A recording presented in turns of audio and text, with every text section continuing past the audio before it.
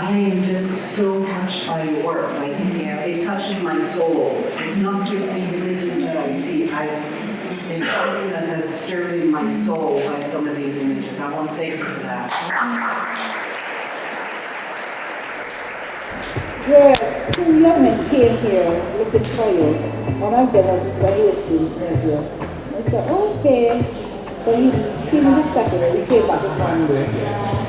And he came back every other day until now. So I kind of saw myself as kind of like this custodian to kind of rectify that.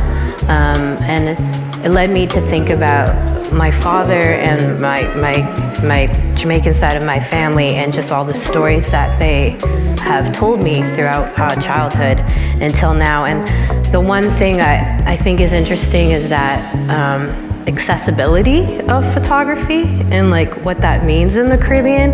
And just to give you context, my parents are the same age, they're born a month apart. My mother has a photographic record of herself all the way from infancy until now. Whereas my father, there's not many photographic evidence of him. And that's primarily because, well, like the nearest photo studio was probably like an hour away in Kingston. Now everything is digital, right? So I don't think she's used a dark room in so long. She's got a lot of film that's been developed in the dark room, so. I need to somehow bridge that gap, and so when I went back to Morant Bay in 2018, I started thinking about like all the landmarks that were really important to not just him but just other relatives at the time who were explaining like, you know, the significance, like my grandfather's house, you know, Reggae Falls, Bath Fountain, and just like these places that felt really important. And so I kind of surveyed the town and was interested in documenting the enclave of the area. And so that's kind of where it started. And I really wanted to like strip away like tropes that are largely associated with specifically Jamaica, which is, you know, reggae music, and all of that's important, but like Bob Marley, all these like stereotypic like iconography that you associate with the island, and I wanted to kind of bring it back to its bare roots and think about early photographic history and like in black and white. When I was speaking with most of my relatives, they all say like between 1967 to 1969 is like their like golden years. And I was like, well, why is that? And I think it's because, well, A, Jamaica had just gained independence, but also like they're being really informed by pop culture, American culture. Music is becoming really prevalent on the scene. And again, there's no photographic memory. So I thought, well, what could I do to kind of fake like an archive? And so I decided I would make a pinhole camera or a lens for my camera and make it a pinhole lens. So I scavenged whatever materials I could find when I was there and I fixed it to the camera, and because I wanted it to kind of look like it might be from the time of 1967 to like the early 70s. Yeah, I remember talking very early on about that being a really strong motivating factor for you, like being a storyteller. Being a photographer and being an artist is being a storyteller, and I'm curious, having just gone to Jamaica and shared this body of work with colleagues in that venue, like how was the work received, or how was the experience of sharing that work with that community?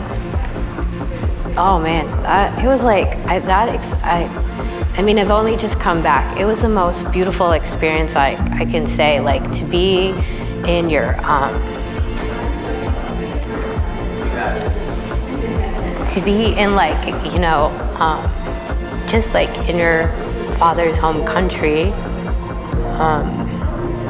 and to be around like-minded, like artists, curators, people who care about this, and to kind of network. You feel seen, right? Like you don't always feel seen sometimes on this side the world, but like I felt seen, I felt validated, I felt like my work resonated, and like I didn't have to explain half of it.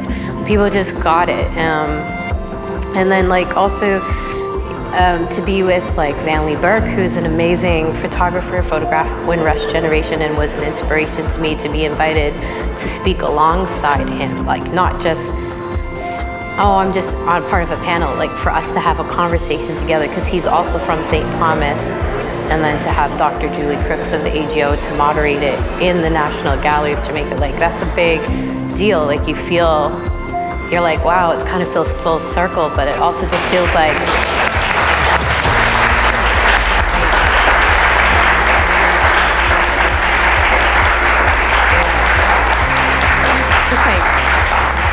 but it just felt like I'm on to something, like I'm on the right track. And I don't know if you always feel like that, because when you're an artist, you kind of are like making work by yourself.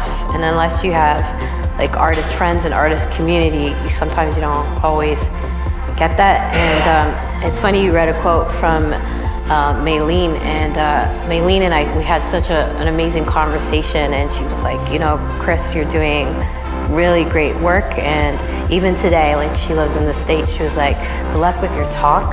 And you know, yeah, I just felt like so like embraced, you know.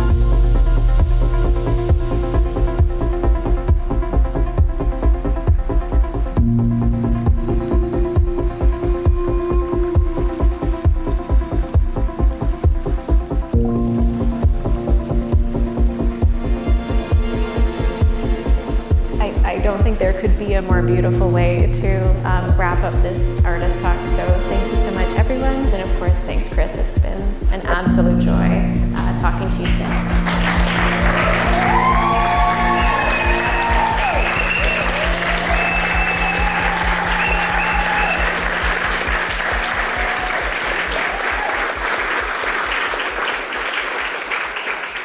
Thank you.